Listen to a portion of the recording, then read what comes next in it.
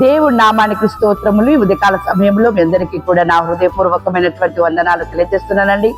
ఈ దినము దేవుడు మీతో మాట్లాడుతున్నటువంటి మాట, మీ కుటుంబాలకు దేవుడు ఆశీర్వాదం ఇవ్వాలని కోరుకుంటూ ఉన్నాడు.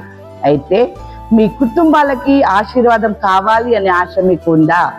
వాక్యం సెలవిస్తా ఉంది కదా. ఇక్కడ మొదటి దినవృత్తాంతముల గ్రంథము 13వ అధ్యాయము 14వ వచనములో యెహోవా ఒబేదెదోము ఇంటి వారిని అతని సొత్తంతటిని కూడా ఆశీర్వదించెను.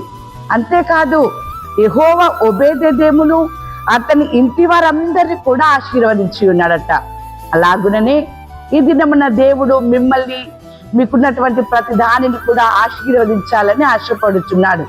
దేవుని ఆశీర్వాదం మీరు పొందుకోవాలని మీరు ఆశపడుచున్నారా? కుటుంబ సమేతముగా దేవుని సన్నిధానానికి మీరు వెళ్ళినట్లయితే దేవుడు మిమ్మల్ని ఆశీర్వదిస్తాడు. వాక్యం సెలవిస్తా ఉంది ఇక్కడ, దేవుని బిడ్డలారా, ద్వితీయోపదేశ కాండము 30వ అధ్యాయము 19వ వచనములో, నేడు జీవమును మరణమును ఆశీర్వాదమును శాపమును నేను మీ ఎదుటను ఉంచి భూమి ఆకాశములను మీ మీద సాక్షులుగా పిలుచుచున్నాను.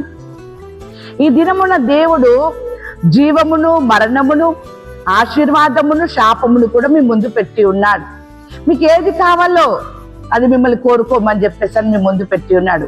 అయితే దానికి సాక్షులుగా భూమిని ఆకాశమును పెట్టి ఉన్నాడు. దేవుని బిడ్డలారా, జాగ్రత్త. అననీయ సప్పిరాలకి వారికి కూడా ఈ ముందు ఈ వాక్యాన్ని పెట్టి ఉన్నాడు. కానీ వారు మరణమును శాపమును తీసుకొచ్చుకొని ఉన్నారు. మరి ఈ రోజు నువ్వు దేవుని మందిరానికి వెళ్తున్నావు కదా, మరి జీవము కావాలా, మరణము కావాలా, ఆశీర్వాదము కావాలా, శాపము కావాలా? చూడండి, వాక్యం సెలవిస్తా ఉంది. యెహెజ్కేలు గ్రంథము 44వ అధ్యాయము 30వ వచనంలో, మీ ప్రతిష్ఠిత అర్పణములన్నిటిలోనూ తొలిచూలు వాటన్నిటిలోనూ మొదటివియు ప్రథమ ఫలములన్నిటిలోనూ మొదటివియు యాజకుల వగును. మీ కుటుంబములకు ఆశీర్వాదము కలుగునట్లు మీరు యాజకులకు ఇయ్యవలెను. ఏమండి, మీ కుటుంబాలకి ఆశీర్వాదము కలుగునట్లు మీ ప్రథమ ఫలము కావచ్చు, మరి ఏదైనా సరే మీరు యాజకులకు ఇవ్వవలెను. అననీయ సప్పిరాలు వెళ్ళి తీసుకెళ్లారు, కానీ అక్కడ అబద్ధముతో వారు, దేవుని బిడ్డలారా, పరిశుద్ధాత్మ దగ్గర వారు అక్కడ అబద్ధం చెప్పడం జరిగింది. ఎంత ఘోరమైనటువంటి స్థితి వారికి కలిగింది.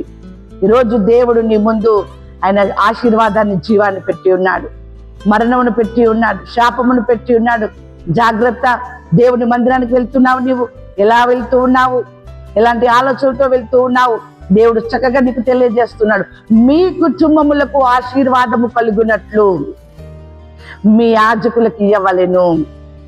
అవును దేవుని బిడ్డలారా, దేవునికి ఇచ్చుటలో వెనకడుగు వేయకండి. దేవుడు ఒక మాట అంటున్నాడు, నాకు ఇచ్చి శోధించుడి అని చెప్పేసి. దేవుని యొక్క కార్యమును అనుభవించాలంటే, దేవుని యొక్క ఆశీర్వాదాన్ని పొందుకోవాలి అంటే, దేవుని బిడ్డలారా, దేవునికి అర్పించండి. కృతజ్ఞత అర్పణలు, స్తుతి అర్పణలు, ఆయన మహిమపరచడము, ఆయన ఘనపరచడము, ఆయన ఆరాధించడము, ఆయనకు అర్పించినట్లయితే నిండారుగా మిమ్మల్ని ఒబేదెదోమును ఆశీర్వదించినట్టు, తన యొక్క కుటుంబాన్ని ఆశీర్వదించినట్టు మిమ్మల్ని దేవుడు ఆశీర్వదిస్తాడు. వాక్యం సెలవిస్తా ఉంది అక్కడ 115వ కీర్తన 13వ వచనము, పిన్నలనేమి పెద్దలనేమి తన యందు భయభక్తులు గల వారిని యెహోవా ఆశీర్వదించును.